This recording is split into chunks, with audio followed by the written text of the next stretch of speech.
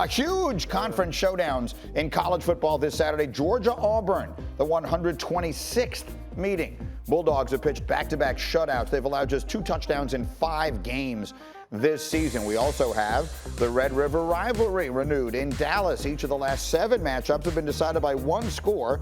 Sooners won 53-45 in quadruple overtime last year. And then maybe the best game, Iowa City home to a top 5 showdown between the Nittany Lions and the Hawkeyes. Iowa, Penn State ranking 2nd and 3rd respectively in scoring defense this season. And our All-State playoff predictor loves the Big Ten.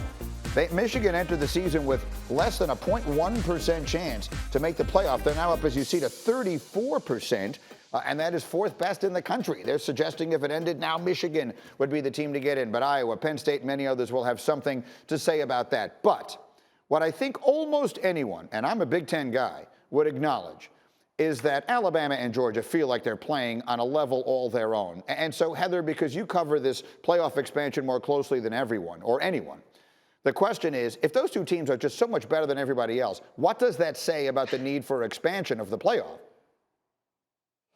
Well, I've been speaking to some people who are involved in those conversations, Greeny, and the answer is that because there's only 2 who are clearly better, it means the playoff needs to expand even more because you need to open it up to other fan bases to generate interest. I mean, we're writing off the Pac-12 already. Why? Like, you want to keep Oregon in the conversation. UCLA has 2 losses.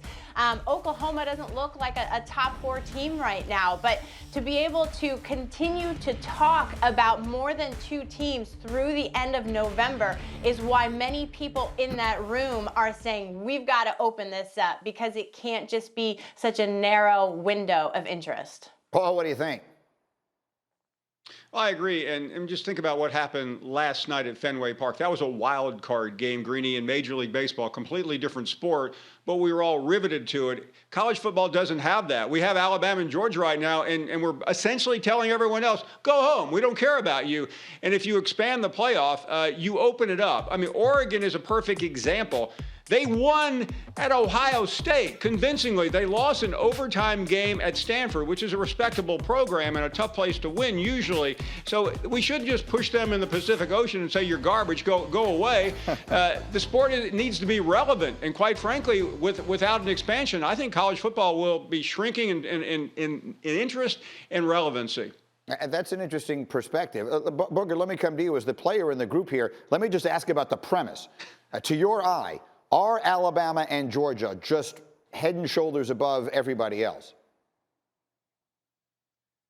Yeah, Greeny, week in and week out. But we also saw Alabama go down to Gainesville, and Florida had an opportunity. If they make a 2-point play, that game's going into overtime. So these teams consistently are better than everyone else right now. But Greeny, it's college football. It's a 1-game elimination deal throughout the season. And I disagree with Paul and Heather. I respect them greatly, but from a standpoint of the college football playoff, everyone wants to expand to include more teams.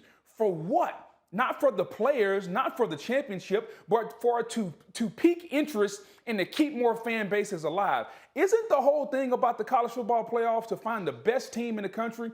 The 4 best teams, those 4 best teams then play off in 2 semifinals with the winners playing for the national championship. This is not about inclusion, and make sure the Pac-12 is included, because nobody on this little Zoom thing that we're doing right now thinks that Oregon is one of the 4 best teams in the country. Nobody on this little Zoom thing right now thinks that Ohio State is one of the 4 best teams in the country currently the way they're playing. So we can continue to talk about the inclusion, but that's not for college football. That's for people like me and us on this panel, so we can have something to talk about, so we can make more money. But nobody is talking about the kids. Nobody is saying, hey, you know what?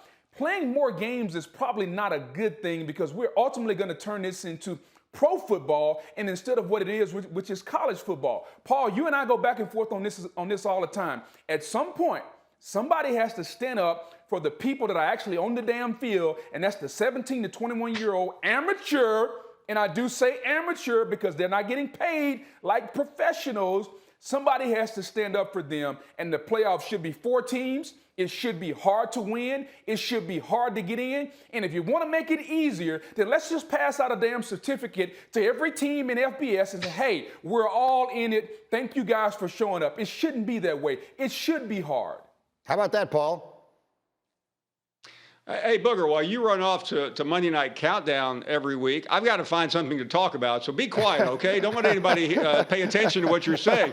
I mean, of course, you're right on one level.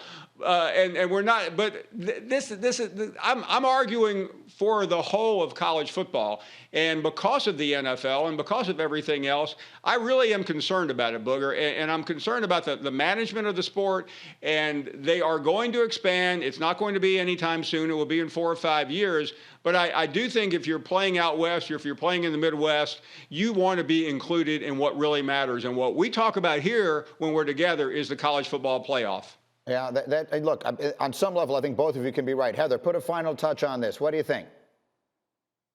Well, Booger's talking about the players. Look, tell Cincinnati when they don't get in that it's not about the players. I mean, you're talking about inclusion and, okay, the appearance at least of fairness. If Cincinnati goes undefeated this year with a conference championship, I guarantee you that conversation amongst the commissioners in that room is going to get real hot real fast about expansion. I am in on that. That's it. You know, Heather, here's what I'll say. If Cincinnati goes undefeated, they're getting in this year.